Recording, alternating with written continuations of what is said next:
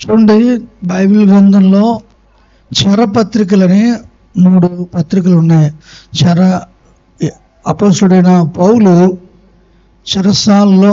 చెరసాల్లో రాసిన పత్రికలుగా పిలువబడేటువంటి 3 పత్రికలను చెప్పడం జరుగుతుంది.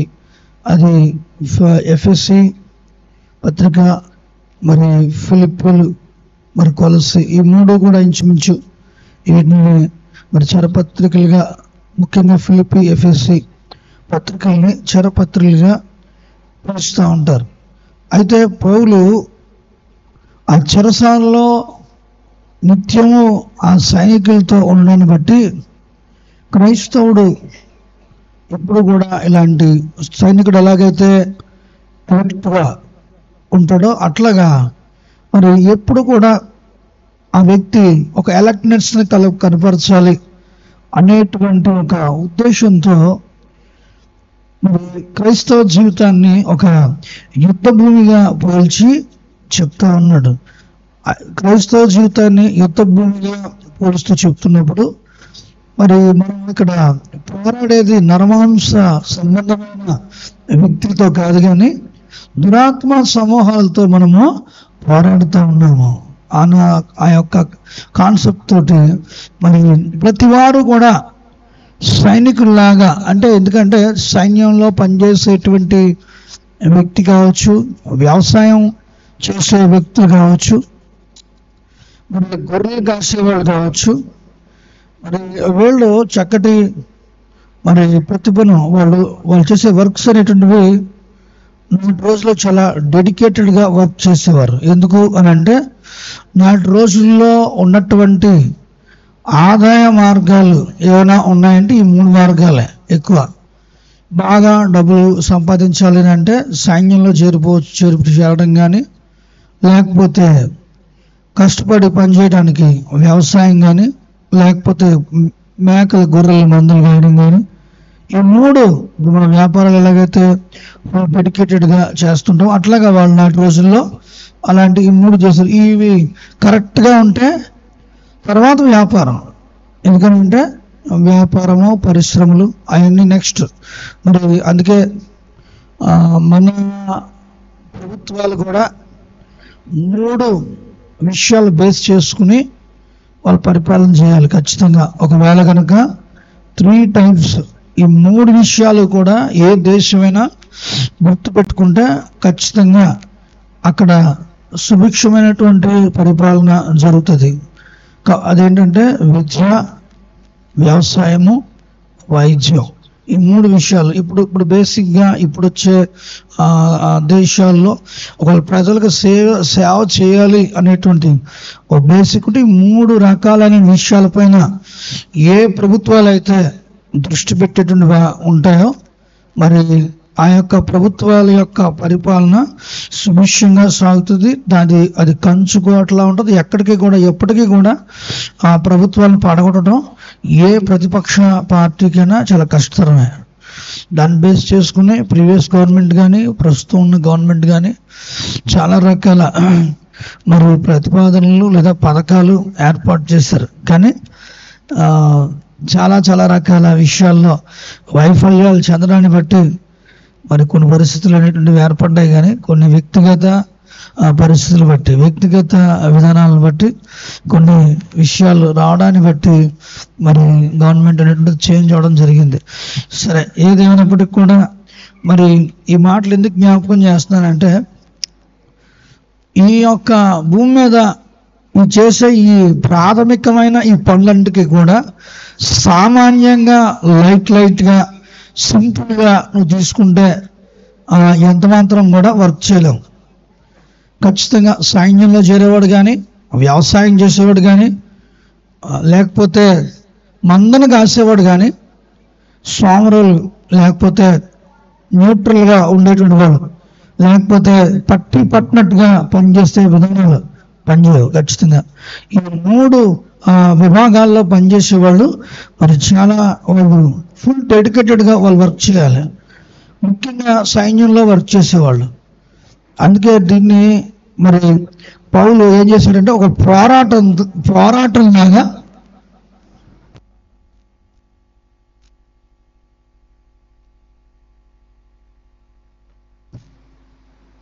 నిశ్శబ్దంగా ఉండాలి, వాక్యం మీద దృష్టి పెట్టాలి. మీరు మందిరానికి వచ్చారు, వాక్యం మీద దృష్టి పెట్టాలి. ఎందుకంటే చాలా భారంతో ఈ యొక్క వాక్యం సిద్ధపడి చెప్తున్నాను. ఇవాళ చాలా ఆటంకం ఉంది, మీకు తెలుసు, చాలా పోరాటాలు ఉన్నాయి. అయినా కూడా సీరియస్గా ఈ యొక్క వాక్యం చెప్తున్నానంటే కొంచెం మీరు కాన్సన్ట్రేషన్ పెట్టాలని చెప్తున్నాను. చూడండి, వ్యవసాయము,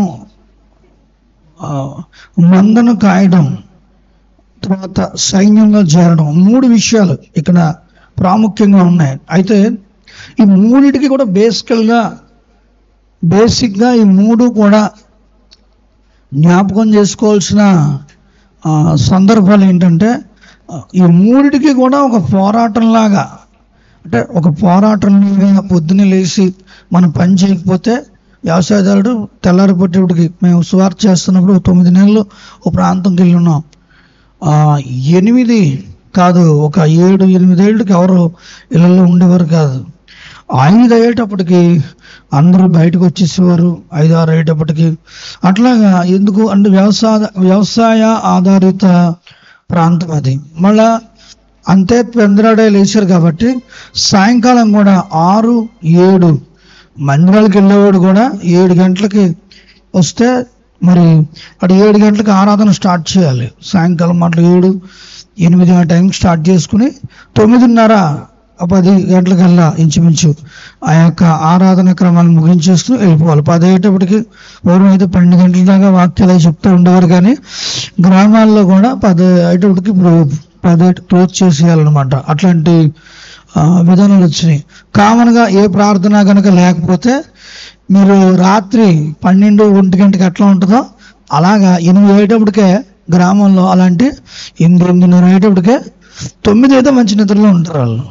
అలాగా పరిస్థితులు అనమాట. ఒకవేళ కనుక కట్టుకుని నిద్రపోయేవాళ్ళు, ఫోన్తో ఆడుకునేవాళ్ళు, ఈ రకరకాలుగా ఉండేవాళ్ళు కొంతమంది ఉంటూ ఉంటారు. కానీ వాస్తవంగా కామన్గా తీసుకుంటే ఎక్కువ మంది మరి 8-9 కల్లా అందరూ కూడా బాడుకుని పోతారు. పొద్దున్నే పనిలోకి వెళ్ళిపోవాలన్న ఉద్దేశంతో, అంటే వాళ్ళ టైమింగ్, వాళ్ళ సెట్టింగ్ అంతా ఆ పోరాటం ఆ విధంగా ఉంటుంది. సిటీస్లోకి వచ్చేటప్పటికి మనకి 6-7 అయ్యేటప్పటికి ఇంకా 10-10:30, 11 వరకు కూడా మనకి బ్రేక్ఫాస్ట్ ఇక్కడ దొరుకుతుంది కూడా.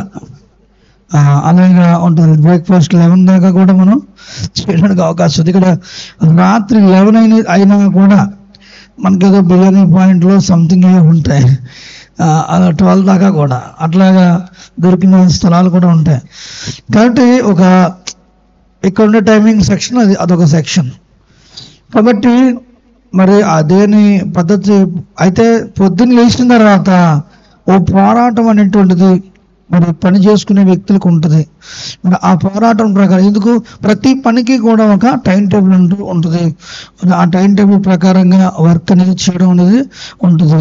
కాబట్టి ఆ టైం టేబుల్కి ఒక వ్యూహాత్మకమైనటువంటి ఒక విధానం ఉంటుంది. కాబట్టి సిస్టమేటిక్గా జరిపించేటువంటి ఒక నాయకత్వం ఉంటుంది, ఒక అధ్యక్షత ఉంటుంది. దాని ప్రకారంగా ప్రతిదీ కూడా ఒక క్రమమైన రీతిగా అది మూవ్ అవుతూ ఉంటుంది.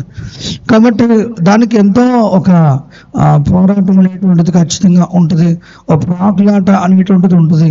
అది లేకపోతే ఎంత మాత్రం కూడా మనం వర్క్ చేయలేము. అందుని బట్టి ఆ యొక్క ఉద్దేశంతో పౌలు ఓ చక్కటి విషయాన్ని ఇక్కడ నేర్పిస్తున్నాడు. అపోస్తలుడైన పౌలు తిమోతికి రాసిన 2వ పత్రిక 2వ అధ్యాయం కానించి మంచి మాటలు ఉన్నాయి. 2 చదువుదాం. 2 తిమోతికి రాసిన పత్రిక 2వ అధ్యాయం 2 మొదటి నుంచి 2 తిమోతి 2 మొదటి నుంచి చదువుదాం ఒకసారి.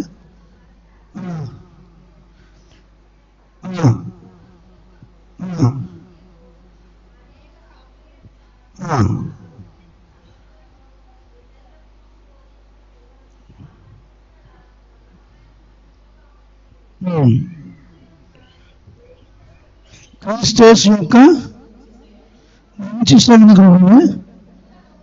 కొంచెం గట్టిగా చదివేవాళ్ళు నాతో కూడా శ్రమను అనుభవించిన సైనికుడు ఎవరు? యుద్ధమునకు పోయినప్పుడు తమ దండులో చేర్చుకున్న వారికి సంతోష పెట్టవాలని ఈ జీవన వ్యాపారంలో చిక్కుకున్నాడు.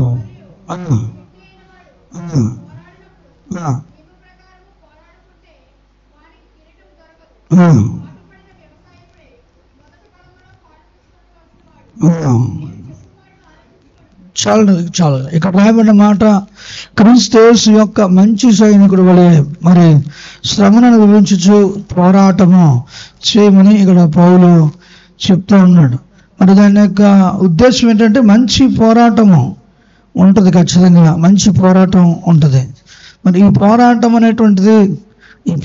అనే దానికి ఒక చక్కటి సూచనగా మనము చెప్పాలంటే దావీదు గురించి మనము జ్ఞాపకం చేసుకోవచ్చు.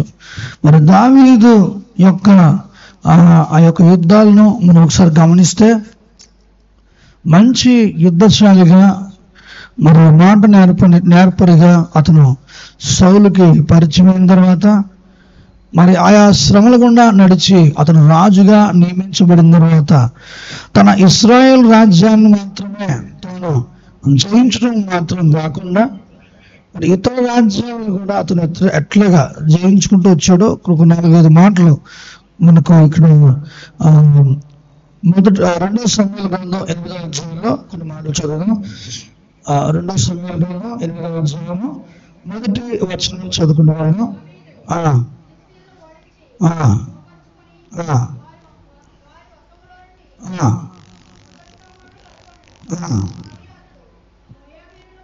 మోయాబీయులను ఓడించి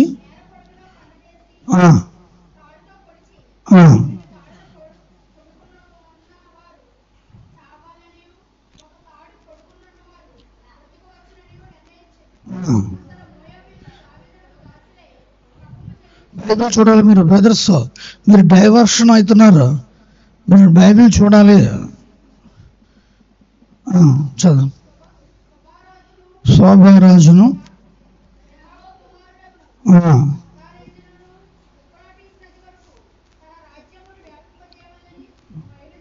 మొదటి సమయాలు 8వ జయంతి అండి.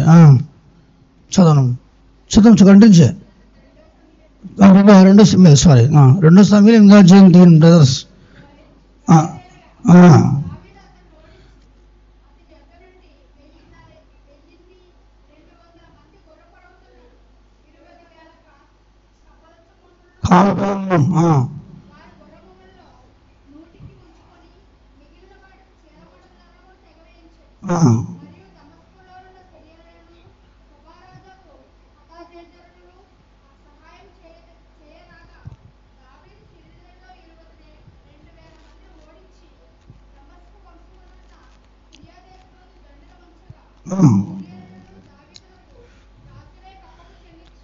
ఎన్ని రాజ్యాలు ఇక్కడ రాజునకు దావీదుకు దాసులుగా ఉన్నాయి? ఫిలిష్తీయులు, మోయాబీయులు, అంతేనా? ఫిలిష్తీయులు, మోయాబీయులు, సబాయిలు, మరి సిరియన్లు, తర్వాత మనం చదివితే అమ్మోనీయులు, తర్వాత ఎదోమీయులు. దాదాపు 6 రాజ్యములలో సైన్యాలు బెటాలియన్ ఉండి అక్కడ ఉంచి వారందరినీ కూడా తనకు కప్పము కట్టించుకునేటువంటి ఆ యొక్క స్థితిగతుల్లో రాజు అయిన దావీదు ఉన్నాడు. ఇవన్నీ యుద్ధాలు కూడా దావీదు మరి విశ్వాసంతోనే, ఒక విధంగా విశ్వాసంతోనే తాను ఈ యొక్క యుద్ధాలను చేస్తూ వచ్చాడు. హల్లెలూయా. మొదటి యుద్ధం తాను ఇశ్రాయేలీయుల రాజుగా తాను సింహాసనం స్థిరపరచబడినట్లుగా ఫిలిష్తీయులతో యుద్ధం చేశాడు. తర్వాత మోయాబీయులు, తర్వాత సెబాయిలు, తర్వాత సిరియన్లు, తర్వాత ఎదోమీయులు, అమ్మోనీయులతో కూడా తర్వాత కాలంలో తను యుద్ధం చేయడం జరిగింది. అంటే ఇవన్నీ కూడా ఇశ్రాయేలుకి ఇంచుమించు చుట్టుపక్కల మరి ఆ యొక్క రాజ్యాలుగా, మరి ఒక విధంగా చెప్పాలంటే ఫిలిష్తీయ దేశము సబాయి దేశము, సిరియా దేశం తప్ప ఇంచుమించు మిగిలిన అన్ని కూడా వాళ్ళ యొక్క బంధువుల ఆ యొక్క విధానం. అంటే నేను దావీదు యొక్క పోరాటాన్ని 3 భాగాలుగా విభాగిస్తే, ఒకటి సొంత దేశంలో తాను జయించిన వాడుగా ఉన్నాడు. రెండోది తన బంధువుల మధ్య అనగా మోయాబీలు, అమ్మోనీయులు, ఎదోమీయులు వీళ్ళందరూ కూడా బంధుజనం. ఎవరాళ్ళు? బంధుజనం. ఎందుకంటే ఎదోమీయులు, మోయాబీలు, అమ్మోనీయులు, మోయాబీలు ఎవరి సంతానం? వీళ్ళు లోతు సంతానం. లోతు ఎవడు? అబ్రహాం యొక్క, చెప్పండి నోటితో ఏంటి, సహోదరుడు యొక్క తమ్ముడు, కొడుకు. మరి ఆ కొడుకుకు పుట్టినటువంటి వాళ్ళు లోతు సంతానం, అమ్మోనీయులు, మోయాబీలు. ఇప్పుడు ఎదోమీయులు వీళ్ళెవరు? ఏసావు సంతానం. అంటే మరి యాకోబు, దావీదు యొక్క పెద్ద తాత ఆ పిల్లలు అన్నమాట. వాళ్ళు దావీదు యొక్క మరి ముత్తాతైన యాకోబు యొక్క అన్నగారు అయినటువంటి ఏసావు సంతానం. అంటే చూడండి, వీళ్ళందరూ కూడా ఒకటి. ఇప్పుడు ఏంటి, తాను మొదట తన బంధువులు తన వేలు విడిచిన బంధువులకి పైన కూడా, అంటే దగ్గర చుట్టాల పైన దూరం చుట్టాలు ఎవరు? దగ్గర చుట్టాలేమో ఎదోమీయులు, దూర చుట్టాలు ఎవరు? అమ్మోనీయులు, మోయాబీలు. అంటే నీకు ఒక మేర పెడుతున్నాను ఏంటంటే, నేను ఇక్కడ ఈ గదిలో 4 గోళ్ళ మధ్యనే నేను ఇక్కడ జయించేస్తే చాలా అనుకుంటున్నాను. నువ్వు జయించాల్సిన మేర ఒకటి నీ ఇంట్లో, ఆ తర్వాత నీ చుట్టాల మధ్య, నీ వేలు తర్వాత నీ దూరపు చుట్టాల మధ్యన, ఆ తర్వాత అదర్ నేషన్స్, ఇతర జాతులపై, అదర్ నేషన్స్ అనగా మరి ఫిలిస్తీన్లు వాళ్ళకి పెద్ద శత్రువులు. తర్వాత ఎప్పుడు తగిలేవాళ్ళు అనమాట. వాళ్ళు ఎప్పుడు ఉండేవాళ్ళు, ఎప్పటికప్పుడు ఇప్పుడు దాకా ఉండేవాళ్ళు. తర్వాత వాళ్ళకు ఉండేటువంటి మరొక పొరుగు దేశం, వాళ్ళకి పొరుగు దేశం ఏంటంటే సిరియా దేశం. ఏ దేశం? సెబాయిలు, వాళ్ళు దూరదేశం. అలాగనమాట. ఎప్పుడు ఉండే శత్రువులు? ఈ చుట్టుపక్కల ఉండే శత్రువులు, దూరాన ఉండేటువంటి శత్రువులు. ఇట్లాగా అందరి పైన కూడా దావీదు జయం పొందాడు. కేవలము తన యుద్ధం ఎలా మొదలైంది మరి చెప్పండి? తన యుద్ధం ఏ యుద్ధంతో, ఎలాంటి ఆయుధాలు మొదట తను వాడాడు? మామూలుగా తన లిస్ట్ ఆఫ్ ఒడిసిలు రాళ్ళతో యుద్ధం ప్రారంభించిన తర్వాత ఏటలు, బళ్ళాలు అలా వెళ్ళిపోయినాయి. తన మారిపోతా వచ్చింది, స్థాయి మారిపోతా వచ్చింది. ఒక వాయిద్యాలు వాయించుకునేవాడిగా పరిచయమైన దావీదు యొక్క చరిత్ర, ఇశ్రాయేల్ రాజు యొక్క అల్లుడు, తర్వాత రాజుగా, అలాగే చక్రవర్తిగా తను ఒక అద్భుతమైన రాజ్యాన్ని వెరసినవాడిగా ఉన్నాడు. అంటే ఇవన్నీ చూస్తూ కూడా అతను గొప్ప తీర్పులు తీర్చుతున్నటువంటి గొప్ప రాజుగా కూడా తనకి మంచి పేరు ప్రఖ్యాతులు తన యొక్క రాజ్యంలో ఇవ్వబడ్డాయి.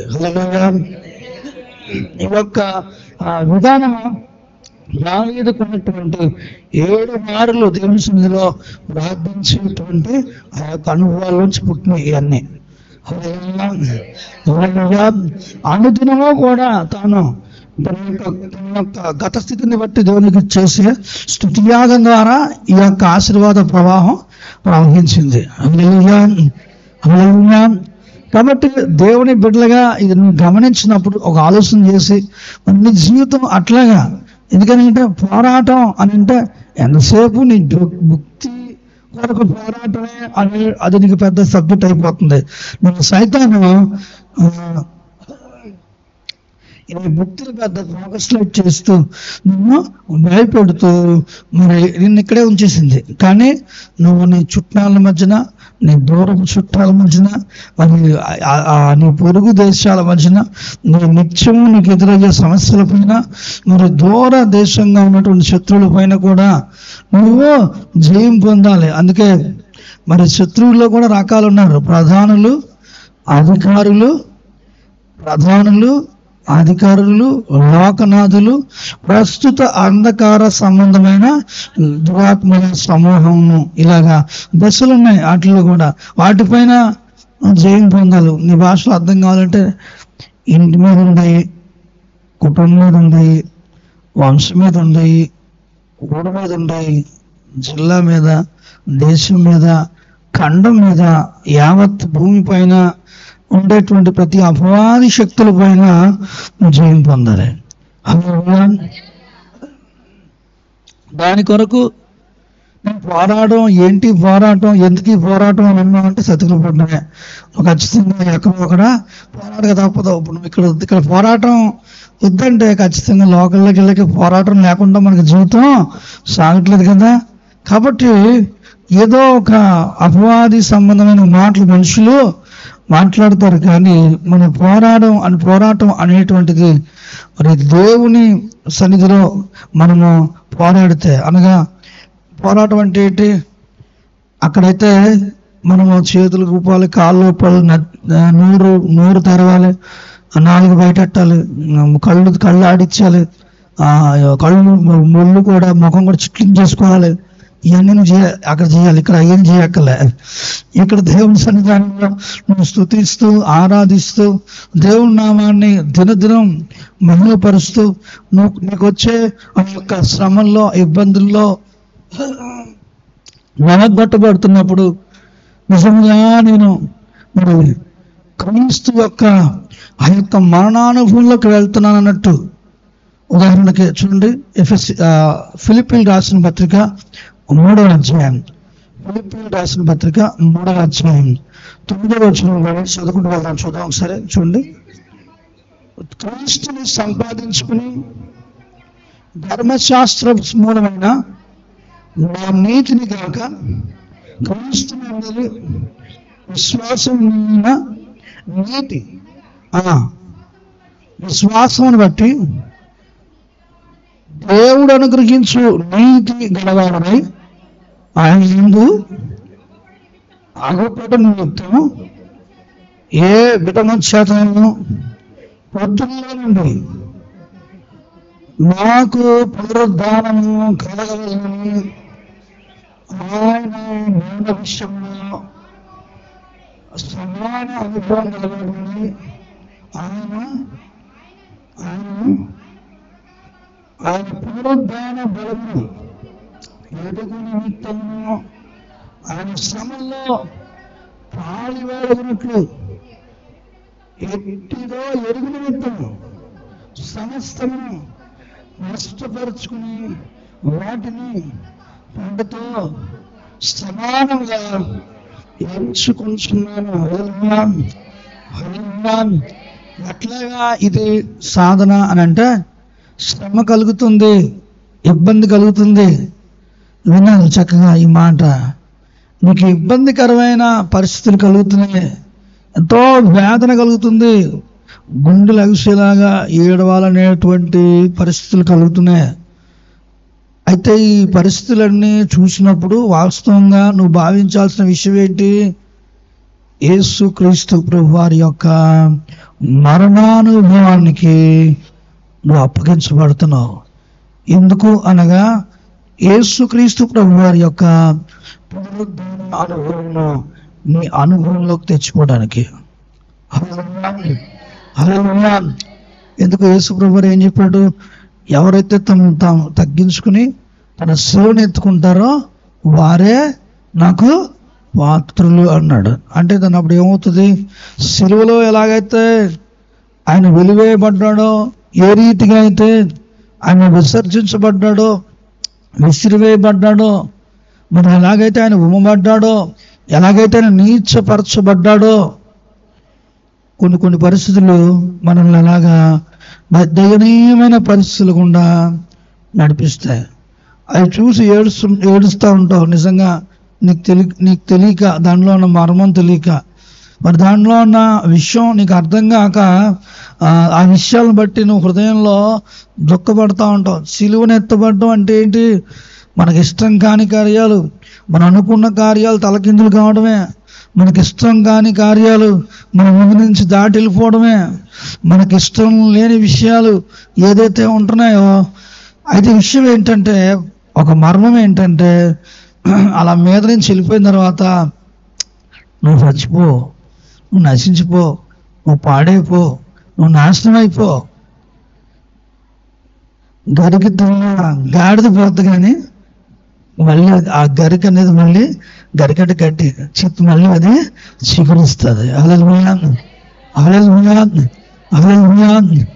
అంటే ఒకవేళ నిన్ను తినేసినా నీ పరిస్థితులు నిన్ను తాగేసినా కూడా, అది పీల్చేసినా కూడా, విచిత్రం ఏంటంటే అసలు అయిపోయింది అనేటువంటి విషయం. యేసుప్రభు సిలువ వాళ్ళకి అలా అయిపోయింది అనుకున్నారు, అంత పేర అయిపోయింది అనుకున్నారు. సబ్జెక్ట్ ఏంటంటే కథ అప్పుడే మొదలైంది. దేశ విదేశాల్లో వేల మంది, లక్షల మంది, కోట్ల మందిగా దేవుని రాజ్యానికి ఇప్పుడు అడ్డుకొట్టబడుతున్నారు.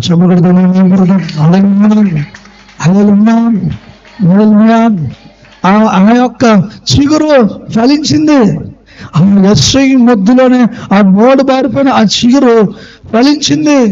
అది జనములకు, దేశములకు, జాతులకు ఆశీర్వాదకరంగా మార్చిపెడతా ఉంది.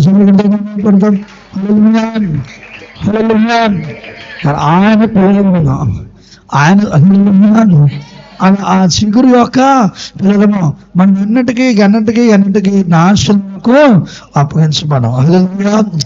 మరి అయితే అది కోసివేయబడినప్పుడు, అది తీసివేయబడినప్పుడు, అది విరగొట్టబడుతున్నప్పుడు వేదన, దుఃఖం ఉంటుంది. అయితే దేవుని వాక్యము స్పష్టంగా చెప్తుంది, ఇప్పుడు ఆయన మరణానుభవంకు అప్పగిస్తున్నాడు అనేటువంటి ఆ యొక్క అన్వయింపు, ఆ యొక్క అన్వయించుకునే ఆ యొక్క విధానం. నువ్వు యథార్థంగా దేవుని చూసి నువ్వు మనసులో సాధన చేస్తే, అది మరణానుభవానికి అప్పగించబడిన తర్వాత ఆయన పునరుద్ధానం. ఎందుకు మరణానుభవానికి అప్పగించబడుతున్నాడు పౌలు? ఆయన ఆశ ఏంటంటే ఆయన పునరుద్ధానం చూడాలని.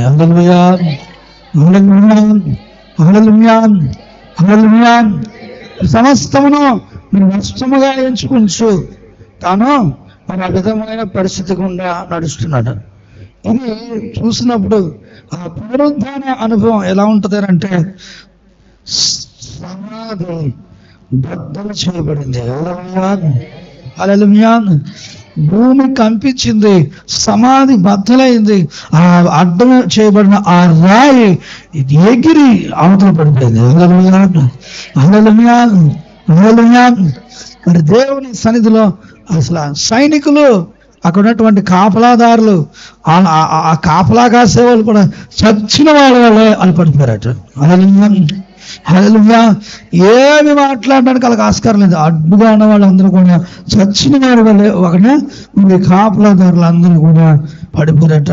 ఆ దేవదూత వాక్యం చెప్తుంది, వచ్చిన ఆ యొక్క స్త్రీలకి దేవదూత వర్తమానం చెప్తా ఉంది. మరి ఇక్కడ యేసుక్రీస్తు ప్రభువారు ఇక్కడ లేడు, ఆయన లేచి ఉన్నాడని సాక్ష్యం ఇస్తుంటే ఆ కావలి వారందరూ కూడా చచ్చిన వాళ్ళ వల్లే పడిపోయారు. హల్లెలూయా. అట్లాంటి నీ పరిస్థితులు ఏవైతే నీకు అడ్డుగా ఉన్నాయో, ఏవైతే నీకు ఆటంకంగా ఉన్నాయో, ఏదైతే ఇబ్బందికరమైన పరిస్థితులు, అవి పూర్తిగా చచ్చిన వాళ్ళ వల్లే ఆ యొక్క పరిస్థితులు మార్చబడి, మరి నిజంగా నువ్వు చూసినప్పుడు అది ఎట్లా ఉంటుంది అంటే చాలా మహిమకరంగా ఉంటుంది రాబోయే దినాలు. నువ్వు అనుభవించుకుంటే, నువ్వు కనుక దీన్ని తీసుకోగలిగితే, రిసీవ్ చేసుకోగలిగితే, ఈ పోరాటం ఏదైతే ఉందో ఇది కనుక నువ్వు ఒకవేళ అలవర్చుకోగలిగితే, నిజంగా మరి క్రీస్తు యేసు సైనికుని వలె, ఇది క్రీస్తు యేసు సైనికుడిగా మనం చేయాల్సిన పోరాటం. ఇందులో ఇక్కడ ఏ విధమైన భూ సంబంధమైన ఆ యొక్క వస్త్రాలు కానీ, భూ సంబంధమైనటువంటి ఆయుధాలు కానీ ఏముండో, ఇక్కడ అంతా కూడా మరి పర సంబంధమైన ఆయుధాలు మాత్రమే ఉంటాయి. హల్లెలూయా. అందుకే అపోస్తలుడైన పౌలు మరి ఆ యొక్క ఆర్మర్ డ్రెస్ ని ఒక అద్భుతమైన రీతిగా తాను వివరించుకుంటూ వచ్చాడు. ఎఫెసీయులకు రాసిన పత్రిక 6వ అధ్యాయంలో 13వ వచనంలో చూడండి ఒకసారి.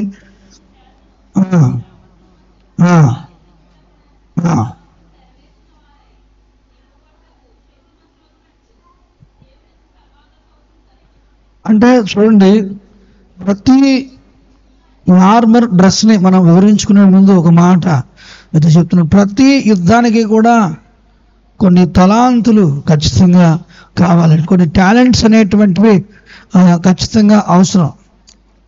మరి ప్రతి యుద్ధానికి కూడా మంచి ఆ యొక్క టాలెంట్ కలిగినటువంటి ఆ యొక్క విధానం, దాన్ని దేవుడే మనకు అనుగ్రహిస్తాడు. హల్లెలూయా. హల్లెలూయా. దావీదుకి మరి అలాగే దేవుడు అనుగ్రహించాడు. దావీదు ఒక్కడే యుద్ధం చేస్తే సరిపోతుందా? కాబట్టి దావీదు మరి సౌలు దగ్గర ఉన్నప్పుడు, సౌలు నుండి పారిపోయినప్పుడు కొంతమందిని దేవుడు అతనికి జతపరిచాడట.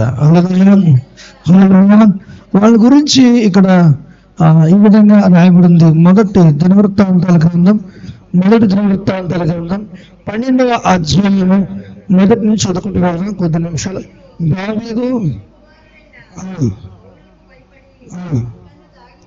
ఎంతనో దాగి ఉండగా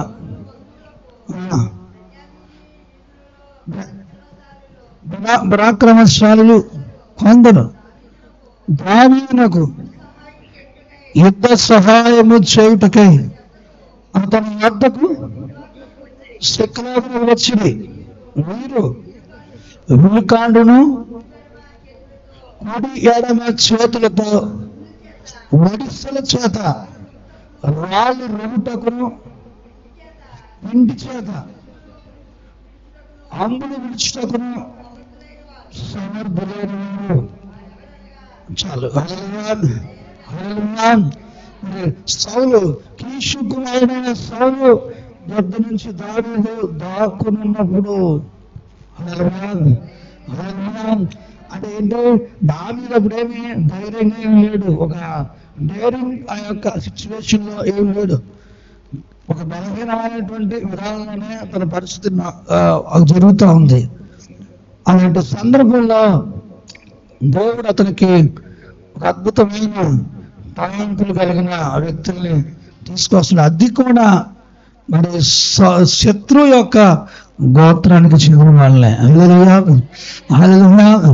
మరి శత్రువు గోత్రం, సౌలు యొక్క గోత్రం ఏం గోత్రం? బెన్యామీను గోత్రం. ఏం గోత్రం? అదే గోత్రం నుంచి విలుకాండుని మరి కుడి ఎడమల చేయి ఆడించగలిగినటువంటి ఒడిసెలు తిప్పి కొట్టగలిగిన గొప్ప యోధులు లాంటి ఆ వ్యక్తిని జతపరిచాడట. హల్లెలూయా. హల్లెలూయా. హల్లెలూయా. దావీదుకి ఎప్పుడు కూడా అట్లాంటి అద్భుతాలే. ఎందుకనంటే దావీదు మరి గొలియాతుని ఏ రకంగా గొలియాతుని చంపాడు చెప్పండి ఒకసారి.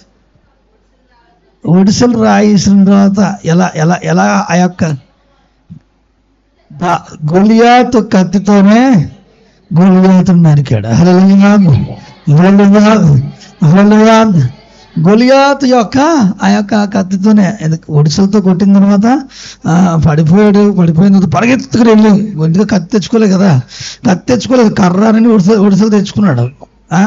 మరి కుక్కన కర్రతో రావడానికి నేను కుక్కను అనుకుంటున్నావు అని అడిగాడు గొలియాతు. నిజంగా నువ్వు నీ దేవతల పేరు వస్తున్నావు, నేను నా దేవుడైనా యెహోవా పేట వస్తున్నాను, యుద్ధము యెహోవాదే, నిశ్చయంగా మా దేవుడు నిన్ను మీ వాళ్ళని మా చేతికి అప్పగిస్తాడు, మిమ్మల్ని కాకులకి గెదలకి వేస్తాం అన్నాడు. హల్లెలూయా. మరి నిజంగా ఆ యొక్క మాట అయ్యేటప్పుడు కాదు కోపం వచ్చి మరి అప్పుడు ఆ యొక్క ఫిలిష్తీయుడు రోషంతో లేచేటప్పటికి ఒడిసెలతోటి 2 రాళ్ళు విసిరి కొట్టిన తర్వాత వాడు బోర్లా పడిపోయినప్పుడు పరిగెత్తుకుని వెళ్ళి వాడి బొరలో ఉన్న కత్తి తీసి వాడినే హతమార్చాడు. హల్లెలూయా. అంటే చూడండి, దేవుడు మనకు సహాయం అయితే ఇలాంటి కార్యాలు జరుగుతాయి. హల్లెలూయా, హల్లెలూయా. ఏ రీతిగా ఈ పరిస్థితుల్ని మనము దాటింపబడతాము అని అనుకుంటాం, కానీ శత్రువుల నోటి నుంచే మనకు ఆశ్చర్యకరమైన మరి సహాయము అందుతుంది. హల్లెలూయా, హల్లెలూయా. కొన్ని డిబేట్స్కి వెళ్ళటానికి లేదా కొన్ని డిస్కషన్స్కి వెళ్ళటానికి కొంచెం ఇబ్బంది పడతాం కానీ మనం కరెక్ట్గా ఆలోచన చేస్తే అవతల ఏం మాట్లాడుతున్నాడో మనకు కావాల్సిన ఇన్ఫర్మేషన్ ప్రత్యర్థి నోట్ అంటే దేవుడు పెడతాడు కొన్నిసార్లు. హల్లెలూయా, హల్లెలూయా. మనం మాట్లాడడానికి కొంచెం భయపడతాం కానీ వాడి నోటి వెంట మనకి మంచి అద్భుతమైన ప్రవచనాలు పెడతాడు. హల్లెలూయా. మంచి మార్గాలు దేవుడు బయలుపరుస్తాడు. కరెక్ట్గా విశ్వాసంతో కనుక నువ్వు నిలబడితే శత్రువు నోట నీకు ఒక అద్భుతమైన సందేశం దొరుకుతుంది. హల్లెలూయా, హల్లెలూయా. మరి సింహము ఆ యొక్క నోటి నుండి దాని నుండి తీపి వచ్చినట్టు మరి నిజంగా ఆ సింహంలో ఆ యొక్క తేనెపట్టు తీసుకుని ఎలాగైతే చచ్చిన సింహం నుంచి తేనెపట్టు తీసుకుని బలమైన దాని నుండి తిండి వచ్చిన దాని నుండి తీపి వచ్చిన సంశోను ఎలాగైతే గొడవ వాళ్ళకి ఉడుపు కడేసాడో మన యొక్క ఆట ఆ విధంగా దేవుడు చేస్తాడు. అటు దేవుని సన్నిధానంలో ఆయన బిడ్డలుగా నిలబడినప్పుడు అలాంటి కార్యాలు జరుగుతాయి. ఇంకా ఎట్లాంటి తలాంతులు కలిగిన వ్యక్తుల్ని దేవుడు మరి దావీదుకి ఇంకా అరేంజ్మెంట్ చేశాడనంటే దేవుని యొక్క వాక్యం 12 మొదటి వృత్తాంతాలు 12వ అధ్యాయము 8 నుంచి కూడా చూడండి ఒకసారి.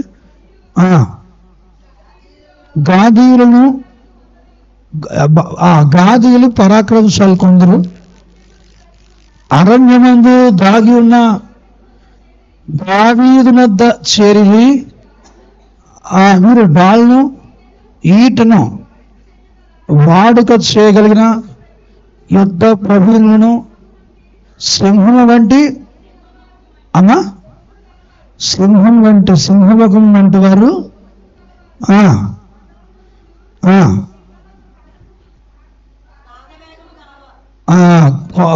కొండల్లో ఉండేటువంటి ఆ జింకల వంటి పాద వేగం కలిగినటువంటి వాళ్ళు. హల్లెలూయా. అంటే సింహం కలిగినటువంటి వాళ్ళు కొండల్లో తిరిగే ఆ యొక్క జింకలకు ఉండే ఆ పాద వేగం కలిగినటువంటి వ్యక్తులు, అలా పరిగెత్తగలిగినటువంటి వాళ్ళు, అలా ధైర్యవంతులు, సింహం ఉంటే ధైర్యం కలిగిన వాళ్ళు, లేడి వల్ల పరిగెట్టేటువంటి గొప్ప యోధులు, బాలును మరి వీటిను ఆ యొక్క సాధన చేసేటువంటి వ్యక్తులు. హల్లెలూయా, హల్లెలూయా. యుద్ధానికి ఏం కావాలి వాస్తవంగా? ఇప్పుడు చెప్పిన ఈ లక్షణాలన్నీ కూడా కావాలి. యుద్ధానికి ఈట కావాలి, డాలు కావాలి, మరి ఆ ధైర్యం ఉండాలి, అలాంటి వేగం కూడా ఉండాలి. మరి దేవుడు అటు వేగము కలిగిన ఆ యొక్క మరి అద్భుతమైనటువంటి ఆ యొక్క టాలెంట్స్ కలిగిన ఆ యొక్క వ్యక్తులతో కూడిన సోర్సెస్ని సౌలభ్యమైన వ్యతిరేకమైన సమూహంగా మార్చబడ్డానికి దావీదుకి దేవుడు జతపరుస్తూ వచ్చాడు. హల్లెలూయా, హల్లెలూయా. కాబట్టి ఈ కొత్త నిబంధన కాలంలో కూడా ఆ సోర్సెస్ అనేటువంటివి దేవుడే తన విశ్వాసం ద్వారా ఒక్కొక్కటిగా దేవుడు మనకు సమకూరుస్తాడు. హల్లెలూయా. దుష్టుడి మీద మనం జయం పొందడానికి, దుష్టుడి మీద మనం సంపూర్ణమైనటువంటి జయం పొందడానికి, ఎందుకంటే మరి పౌలు చెప్పిన ఈ ఆర్మర్ డ్రెస్ చూసినప్పుడు ఎవరికైనా ఒక రకమైన వణుకు పడుతుంది. మరి ఎట్లాగా ఏంటి అవి తలాంతుల ఆ యొక్క జాబితాగా ఒకవేళ మనం తీసుకుని విశ్వాసంతో ఎదురు చూస్తే, ఎందుకనంటే మన క్రియల బట్టి ఈ నీతి కాదు కానీ దేవుని యందలి విశ్వాసం ద్వారా మనం నీతిగా మార్చబడతాం, నీతిమంతులుగా మార్చబడతాం. చెప్పకూడదు. హల్లెలూయా, హల్లెలూయా, హల్లెలూయా. విశ్వాసం మొదట, ఆ తర్వాత క్రియలు. హల్లెలూయా. మరి విశ్వాసం ఉంచినప్పుడు దేవుడు నీ యందు ఉన్నాడని, మరి దేవుని యందు నువ్వు ఉన్నావని విశ్వసించి దేవుని మీద విశ్వాసం చొప్పున నీ కార్యాలని నువ్వు ప్రయత్నం చేస్తే దేవుడు ప్రతిదీ కూడా ఆయన సఫలము చేయవాడు. కాబట్టి ఆ యొక్క ఉద్దేశంతో నువ్వు సాధన చేస్తూ దేవుని మార్గాలు నేర్చుకుంటూ ఇవన్నీ లక్షణాలను పరిశుద్ధాత్మ ద్వారా మనము సంతరించుకోవచ్చు. హల్లెలూయా. ఆ లక్షణాలు, ఆ ఆర్మర్ డ్రెస్ తాలూకా ఆ యొక్క లక్షణాలు పౌలు ఏ రీతిగా వర్ణించడం మనం చూసుకుంటూ వెళ్దాం. ఎలాగనగా మీ నడుమునకు సత్యమును బట్టి కట్టుకుని నీతియను మేమరుగు తొడుగుకుని పాదములకు సమాధాన సువార్తమైన సిద్ధ మనసును జోడు తొడుక్కుని నిలబడి. హల్లెలూయా, హల్లెలూయా, హల్లెలూయా. మీ నడుమునకు సత్యమును దట్టి. మరి దట్టి అంటే మన భాష చెప్పాలంటే బెల్ట్. మన భాషలో చెప్పాలంటే ఏంటి చెప్పండి నోటితో. బెల్ట్. నా మాట అర్థమైందా లేదా? బెల్ట్. ఆ యొక్క బెల్ట్ ఎందుకంటే నాటి రోజుల్లో ఈ బెల్ట్ మీదే ఈ రోమా సైన్యం అంతా కూడా తమ సమస్త కవచాలు కట్టుకునేవారు. ఆ దేహానికి తాలూకా ఆర్మర్ తాలూకా డ్రెస్ అంతా కూడా. ఒకనొక సందర్భంలో ఒక యుద్ధంలో రోమీల్ని చంపడానికి ఆ ప్రత్యర్థి సైనికులు ఈ బెల్ట్లు కోసేసారట. కోస్తే వాళ్ళు లేచి సర్దుకుంటున్నారు. పాపం సర్దుకుంటున్నప్పుడు ఏమైపోయిందనంటే ఆ సర్దుకునేలాగా శత్రువులందరినీ కూడా చంపేశారట. ఆ విధంగా ఆ జయము ఆ శత్రు దేశాలకి కలిగినట్లుగా ఒక యుద్ధం గురించిన సమాచారం ఈ విధంగా తెలియపరుస్తూ ఉంది. అంటే బెల్ట్ కన్నటువంటి ప్రాధాన్యత నేటి రోజుల్లో చాలా ప్రాధాన్యత ఉంటా ఉండేది. అందుకే పౌలు ఈ బెల్ట్ తోటి ఈ యొక్క సత్యాన్ని బేసిక్ అన్నమాట. అంటే సత్యము ఇప్పుడు మనం ఈరోజు సువార్త చెప్పేటప్పుడు సాధారణంగా ఏమని చెప్తాం? మామూలుగా సువార్త చెప్పేటప్పుడు బయట ఉన్న మార్గాలు వారికి మీ మార్గం వంటిది కాదు మా మార్గం అని మనము మీ దేవుడు వంటి దేవుడు కాదని కూడా అతిశయోక్తిగా మాట్లాడుతూ ఉంటారు. ఇట్లాగా సత్యముల గురించిన మాటలు మాట్లాడుతూ ఉంటారు. మరి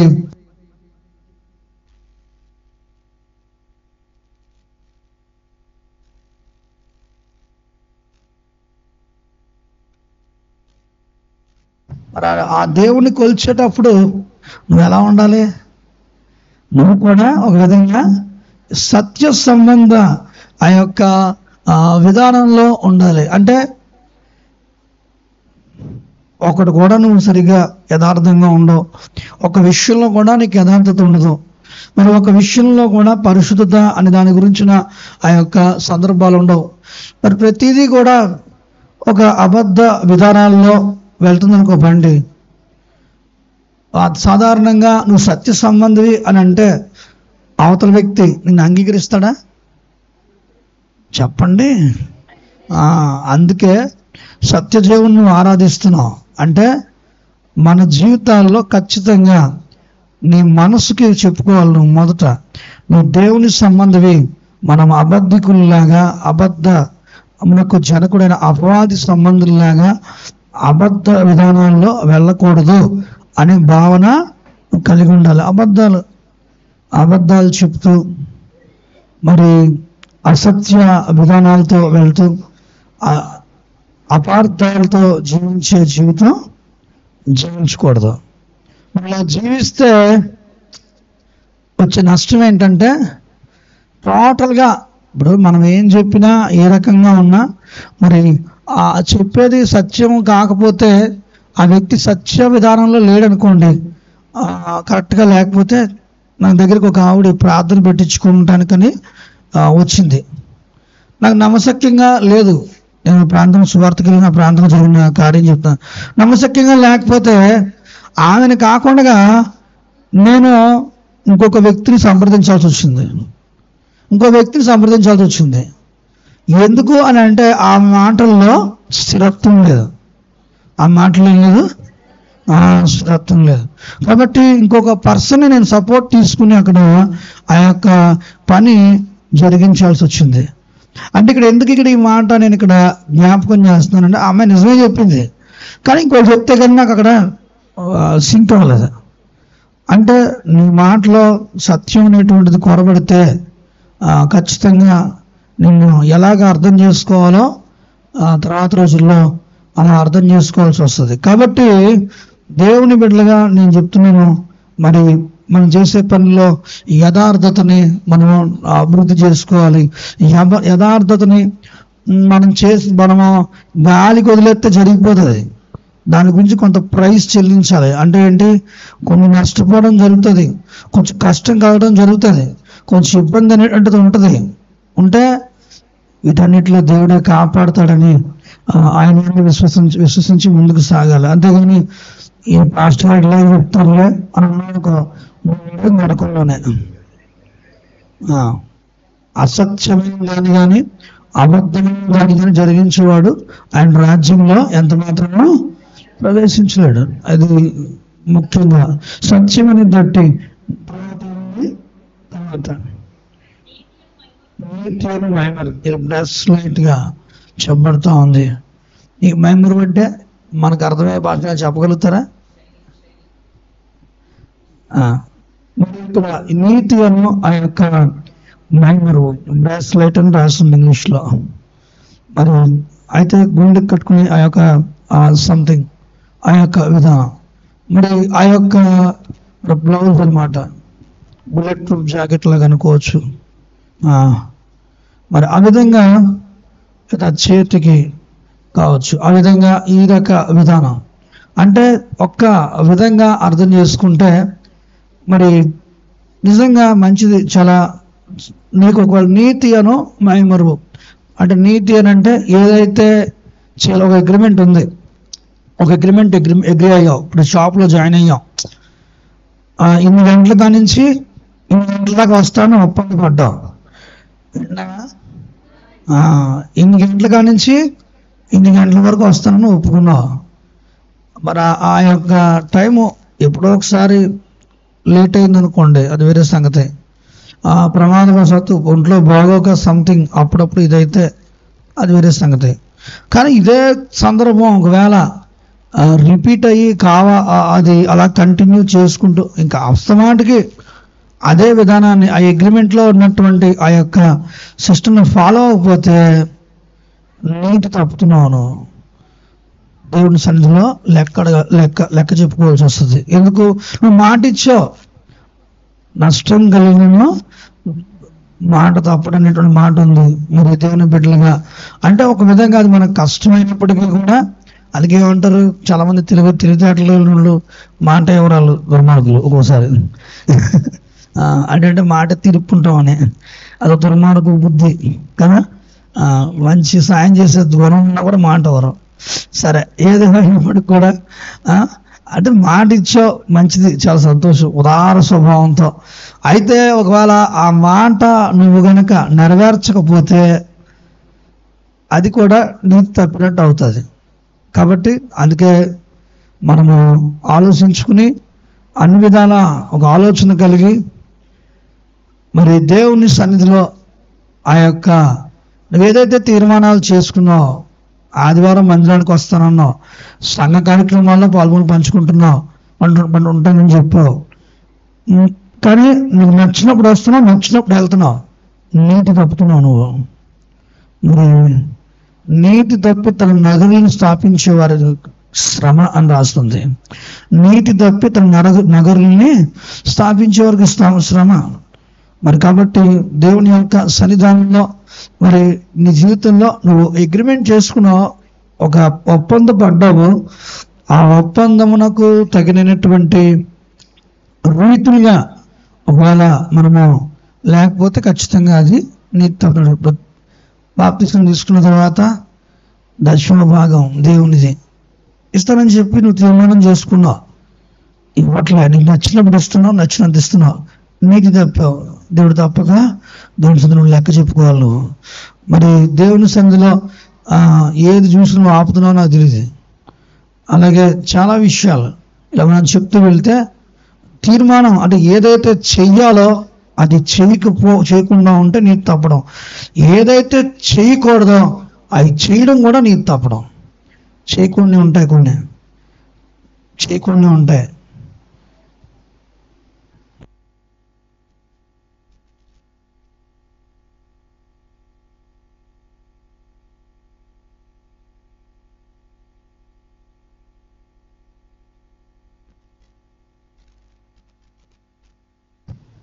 అలా చేస్తే నీతి తప్పినట్టు.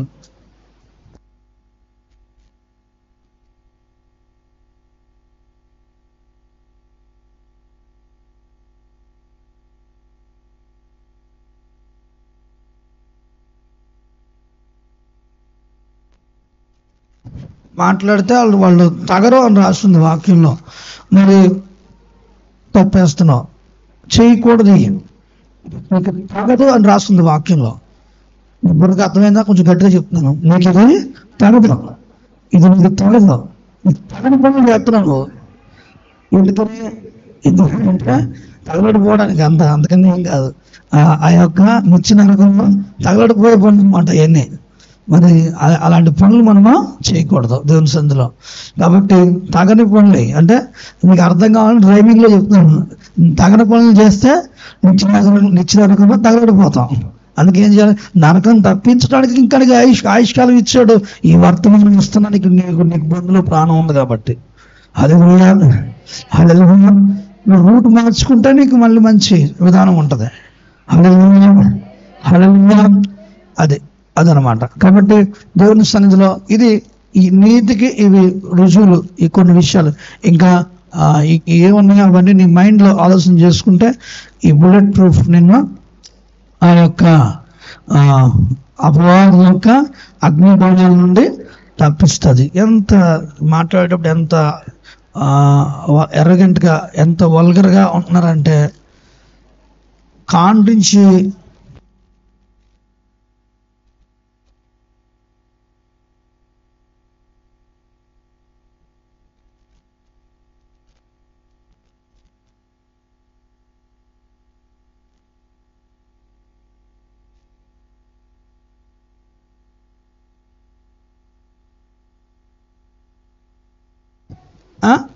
అలా మాట్లాడుకుంటూ ఉంటారు. అది కూడా సాధారణంగా భయపడరు, కామన్గా వచ్చేస్తాయండి ఆ మాటలు. ఎంత అసలు దైవ భయం లేనటువంటి ఆ యొక్క విధానం అలా వచ్చి అలా నోరు ఆగితే యూరోబాం టైంలో ఎలాగైతే అలాంటి అద్భుతాలు జరిగితే బాగుంటుందని ఉంది నాకు. అలా ఆగాలి, ఒక 5 నిమిషాలు అలా నోరు ఆగి మళ్ళీ 5 నిమిషాలకు రావాలన్నమాట. మళ్ళీ దేవా అంటే మళ్ళీ నోరు రావాలి. అలాంటి కార్యాలు జరగాలి. అప్పుడు కానీ ఒకడికి బలి వెళ్ళకూడదు. దేవుడు కృపను బట్టి ఇది కృపాకాలం కావడం వల్ల బతికిపోతున్నావు అనమాట. నువ్వు ఎంత భయం లేని తత్వం అంటే నువ్వు మాట్లాడే మాటలు నీ యొక్క నోటికే కాదు, వినే చెవులను కూడా అపవిత్రపరుస్తుంది. నువ్వు పాపం చేయడం కాకుండా మరి నీతో పాటు ఉన్న వాళ్ళని కూడా తీసుకెళ్తున్నావు, వాళ్ళతో పాటు నీతో పాటు. అది ఇంకెంత ఘోరం కదా. నువ్వు పోయావు, అది బాగానే ఉంది. నువ్వు ఇలా మాట్లాడడం వల్ల నీతో పాటు ఉన్నటువంటి వ్యక్తులను కూడా తీసుకెళ్ళిపోతున్నావు. అది చాలా ప్రమాదం. కాబట్టి గుర్తుపెట్టుకో దేవుని సన్నిధిలో. మరి పోరాటం అంటే ఇలాంటి వాటి గురించి ఇట్లా చేయాలంటే చాలా కష్టం. దానికే పోరాటం అని పేరు పెట్టాడు దానికి వాక్యంలో. అది నువ్వు గుర్తుపెట్టుకోవాలి. నీకు పోరాటం అంటే ఏంటి? ఏం పోరాటం అడగడం కేకలేయడం ఏముండదు ఇక్కడ. నువ్వు ఆగి అలా ఓర్చుకోవడమే పోరాటం. అలా ఓర్చుకోవడమే పోరాటం. రక్తం మురిగిపోతుంది కదా, దాన్ని తగ్గించుకుని ముందుకు వెళ్ళడమే పోరాటం. మరి అదే ఒక పోరాటం. పరిశుద్ధాత్మ దేవుడు నీకు సహాయం చేస్తాడు. హల్లెలూయా, హల్లెలూయా. యథార్థంగా నువ్వు నిలబడితే దేవుడు నీకు ఆశ్చర్యకరమైన సహాయం చేస్తాడు. నీతి అను మేమరు తర్వాత సమాధాన సువార్త వలనైనా సిద్ధ మనసునే జోడు అని రాస్తుంది ఇక్కడ. మరి సమాధాన సువార్త వలనైనా సిద్ధ మనసు అనేటువంటి దోడు అంటే ఏంటి? దేవుని యొక్క వాక్యము నీతో మాట్లాడుతుండగా సిద్ధ మనసుని చూడు అంటే ప్రతి విషయంలో కూడా. కొంతమంది చూడండి, ఏది పని చెప్పినా రేపు చేస్తానండి, లేకపోతే మా తేజగాడు ఉన్నాడు ఏంటి అంటాడు. పని చెప్పామనుకోండి, ఫస్ట్ వెంటనే స్పందించదు. ఒరే అప్పుడు అప్పుడు మా యొక్క భాష మొదలు పెడతాం అనమాట. మొదలు పెట్టిన తర్వాత అప్పుడు ఏంటంటున్నారు మీరు, ఏమంటున్నారు, ఎందుకలా అరుస్తున్నారు, ఎందుకలా అరుస్తారు అంటే అరిస్తే కానీ మైండ్కి ఎక్కదనమాట ఒకడికి. ఎందుకలా అరుస్తున్నారు అది ఏమన్నట్టుగా. పొడిసి లాగడం అనమాట దాన్ని. ఎందుకు అలా అరుస్తున్నారు, ఎందుకు అరుస్తారు? నేను ఏదో ఒకటి వేస్తూ ఉంటాను, ఒకటేసి. ఎందుకంటే నీతిమంతుని యొక్క లేదా ఒక దేవుని సేవకుడు కొట్టడం కూడా దైవాభిషేకం కూడా, నీకు కొడుతున్నాను ప్రభావ, నువ్వు క్షమించానండి, మధ్యకాలు దేవుడితో మాట్లాడదు, ఏం పర్లేదు ఇలాంటి వాళ్ళు కొట్టామని చెప్పి దేవుడు నాకు చెప్పిండు. కాబట్టి ఈ మధ్యకాలం ఏమవుతుంటే టప్పి కూడా పడిపోతున్నాయి. అసలు పడతా ఉంటే మరి మామూలుగా ఉండదు. బాబాయ్ నువ్వు చెయ్యి గట్టిగా ఊపుతున్నావు, నాకు తగ్గిందంటే నాకు వాళ్ళు కొన్ని దెబ్బలు తగలలే, కొన్ని దెబ్బలు తగులుతున్నాయి.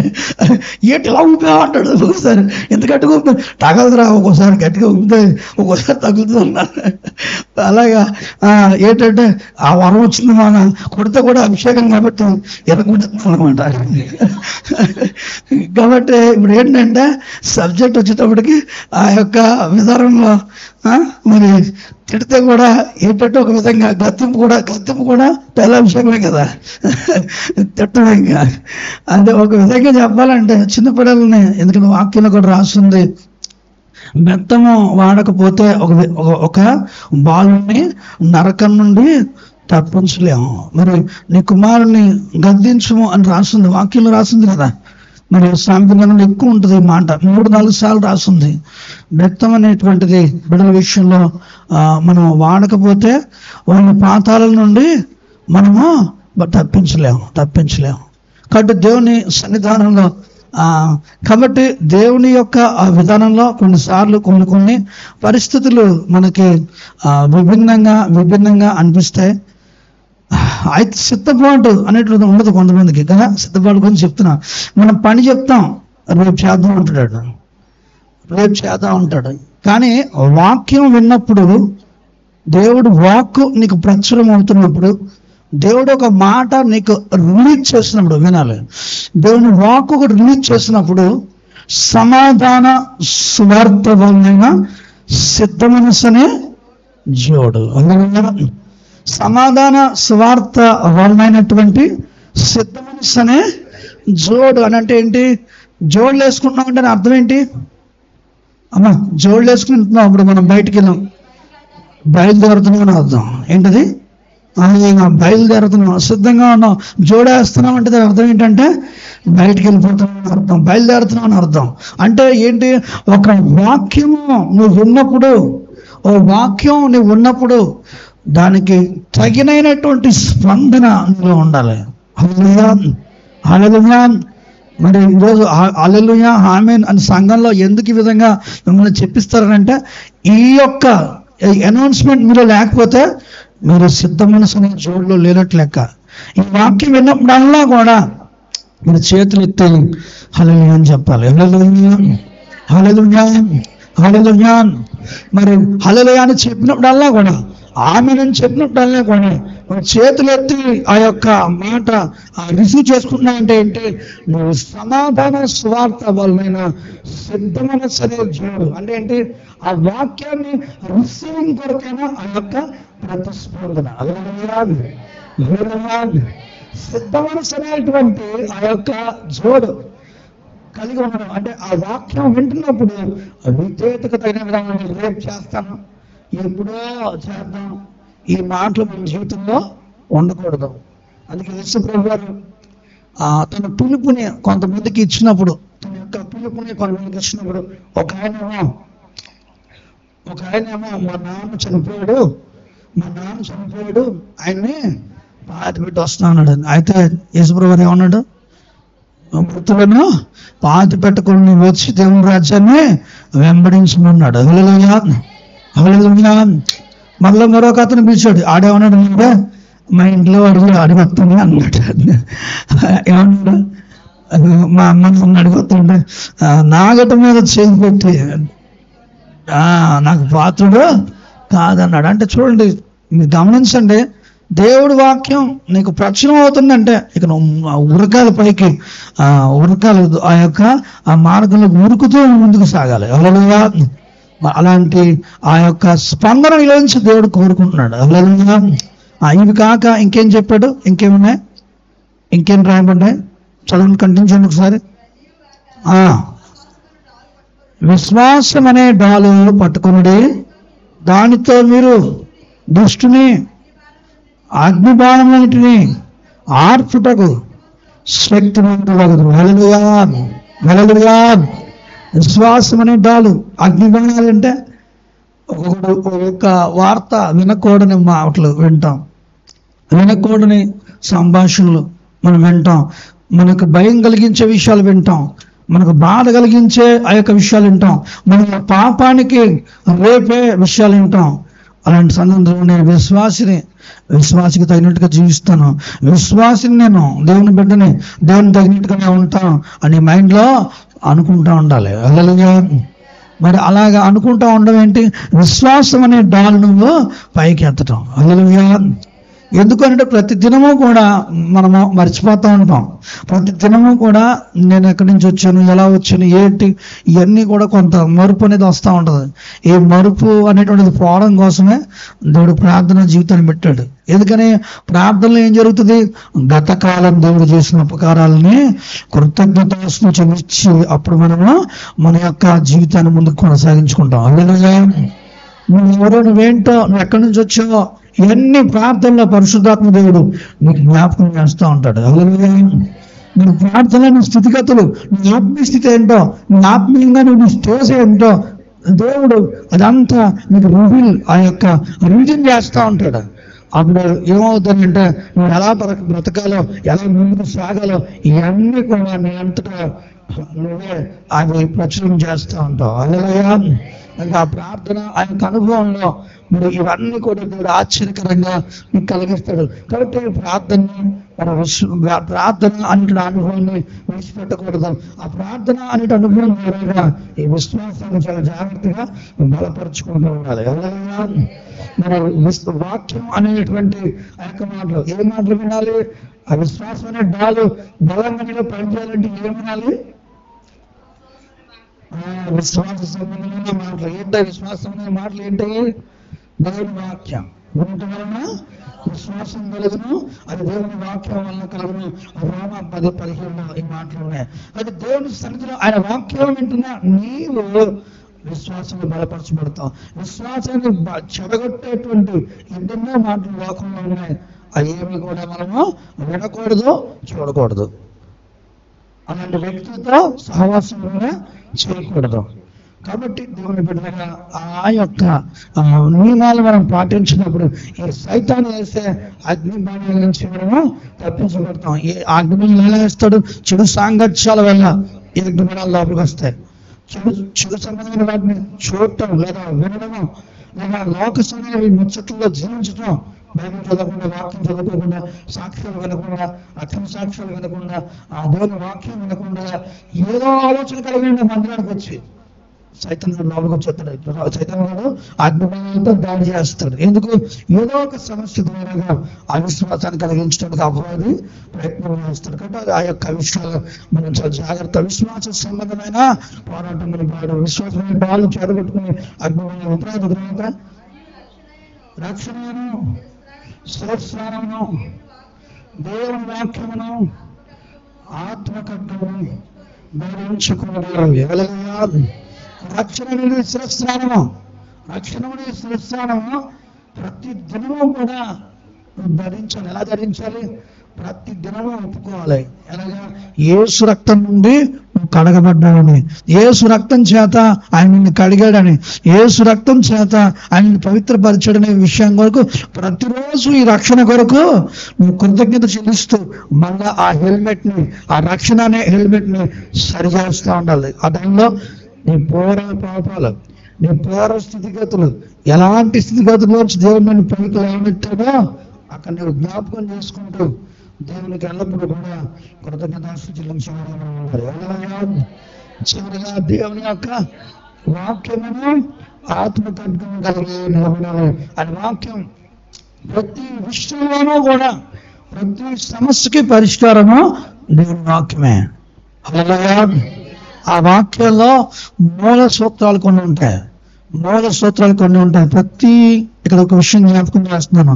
మనకు వచ్చేటువంటి ప్రతి సమస్యలకి మూల సూత్రము, మన అంతిమ తీర్పు దేవుని వాక్యమే. హల్లెలూయా. వాక్యంలో ఏం చెప్తున్నాడో దేవుడు దాన్నే జరిగించడానికి మనసులను దృఢపరచుకోవాలి తప్ప లోక మర్యాద చొప్పున నడవడానికి ఎంత మాత్రమో వెనుదీయకూడదు. అట్లాగా నువ్వు చేస్తూ ఏం చేయాలట? ఇంకా చదువుదాం ఇంకొక మాట. ఆత్మ వలన ప్రతి సమయమునందు ప్రతి విధమైన ప్రార్థనలు విజ్ఞాపనలు చేయొచ్చు. ఆ విషయమే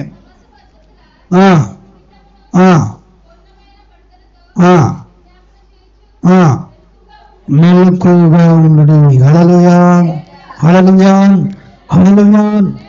మరి ఆత్మ వలన ప్రతి విషయంలో ప్రార్థన చేయొచ్చు, మెలకువగా ఉండాలి. ఈ యొక్క పోరాటంలో ఈ జరగాల్సిన ఆ యొక్క సందర్భం అయితే ఇది ఆఖరణ రాయబడింది. కానీ వాస్తవంగా ఈ ప్రార్థన విధానంలోనే ఇవన్నీ కూడా సమకూర్చబడతాయి. హల్లెలూయా. సహవాసంలోనే ఇవన్నీ సమకూర్చబడతాయి. ఇవి సాధన చేస్తుంటుండగా దేవుడు ఇవన్నీ సమకూరుస్తాడు. కాబట్టి దేవుని బిడ్డలుగా ఇవన్నీ నువ్వు పాటించడానికి కేంద్రము మూడి ఎక్కడ ఉందంటే ప్రార్థనలో ఉంది. హల్లెలూయా. నువ్వు చేసే ఆ యొక్క ప్రార్థన, నువ్వు అనుసరించే సహవాసం, నువ్వు అనుసరించే మూల సూత్రాలు, రక్షణ పునాది, ఈ యొక్క విషయాలపైన ఇవన్నీ మూడు పెట్టబడ్డాయి.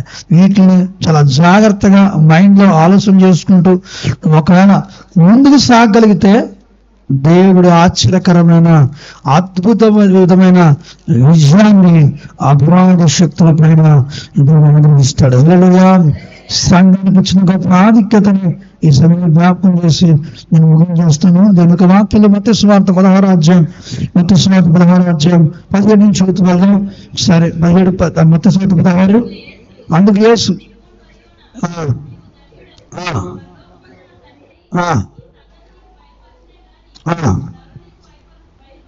బయలుపరచలేదు. నీవు పేతురువు, ఈ బండ మీద నా సంఘమును కట్టుదును, పాతాళ లోకపు ద్వారం దాని ఎదుట నిలవని ఇది నీతో చెప్తాను. హల్లెలూయా, హల్లెలూయా.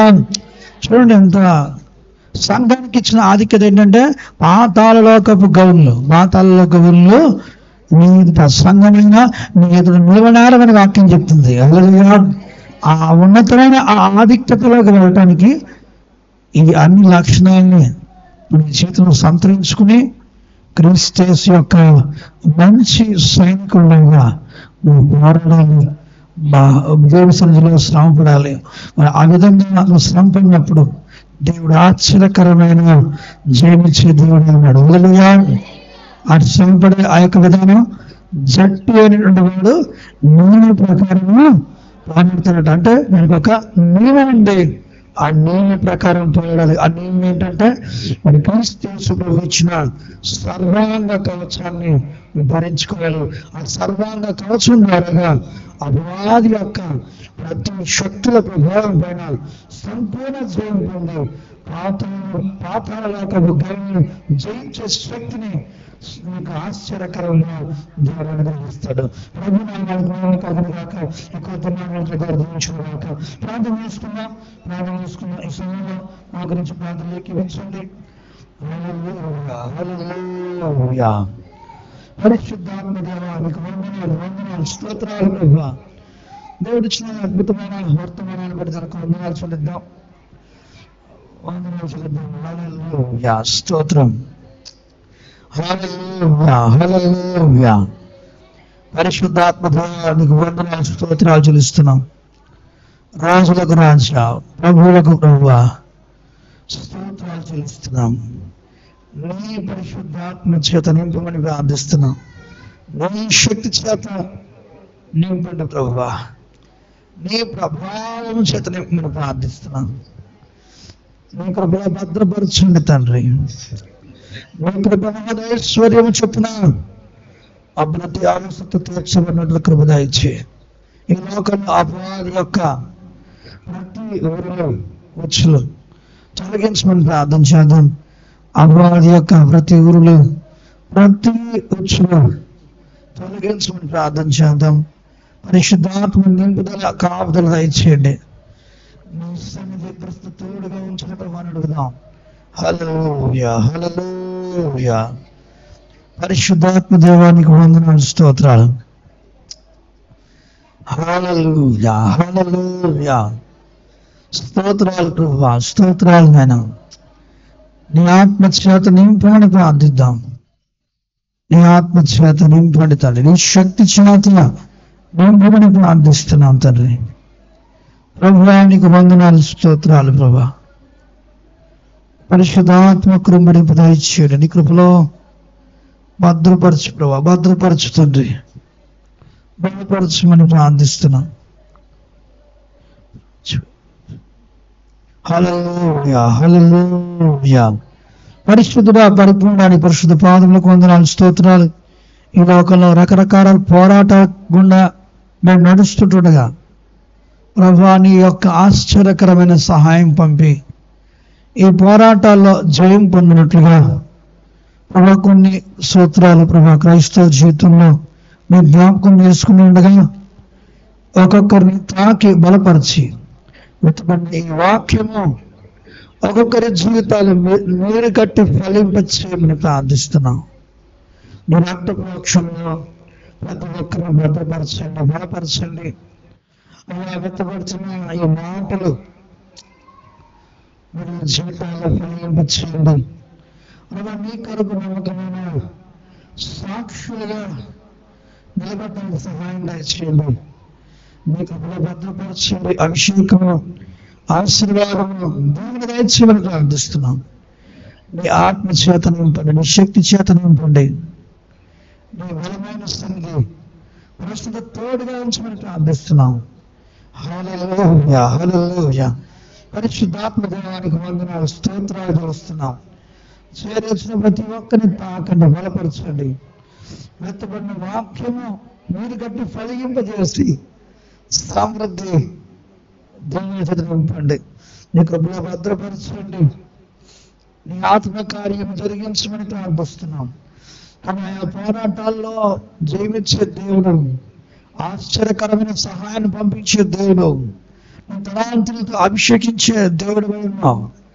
తన ఆత్మ నింపుదల కలిగి ఈ లోకంలో అపరాధి విశ్వాసాన్ని చెడగొట్టే విధంగా, సాక్ష్యాన్ని పాడు చేసే విధంగా రకరకాలైన విధానాలు అపరాధి కలిగిస్తుండగా జ్ఞానం కలిగి, గ్రహింపు కలిగి, ఆత్మీయ దూరదృష్టి కలిగి తండ్రి ఈ పోరాటాల్లో ప్రభా జయము పొందుటకు నీ ఆత్మ నింపుదల దయచేసి నడిపించమని, మన వాక్యం నీరు కట్టి ఫలింపచేయమని ఈ ప్రార్థన యేసుక్రీస్తు నామములో అడిగి వేడుకొంచున్నాం మా ప్రియ పరలోకపు తండ్రి. ఆమేన్.